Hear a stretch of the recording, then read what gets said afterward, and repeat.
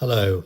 I wanted to bring you two favourite verses of mine from the end of Paul's letter to the Philippians. He writes, "Do not be anxious about anything, but in everything, by prayer and supplication, with thanksgiving, let your requests be made known to God.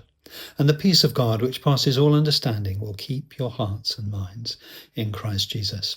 Paul is giving us a pattern and a rhythm for our prayers.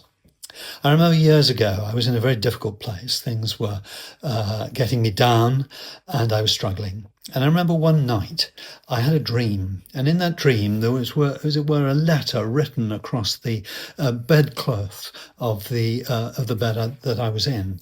And the letter was saying, was exhorting me to give thanks in all circumstances, which you may recognize is one of the phrases that Paul writes to the Thessalonian church.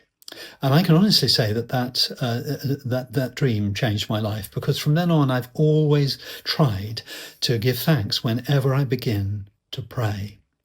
And Paul is encouraging us to do that. And then he says, let your requests, don't be anxious about anything, which of course is what Jesus says. Don't worry about your life or your food and drink and clothes. And you might find it helpful just to literally carry, as it were, to hand over things to the Lord, identify them and hand them over and give them over to the Lord. And then the promise is that the peace of God, which is way beyond our understanding, it will keep us and keep our hearts and minds in Christ Jesus. This is a very powerful and a very, very helpful pattern for praying. And so I commend it to you. Write what's worrying you down. Give thanks. Present your requests to the Lord.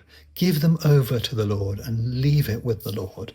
And the promise is that the peace of God will keep us in those circumstances.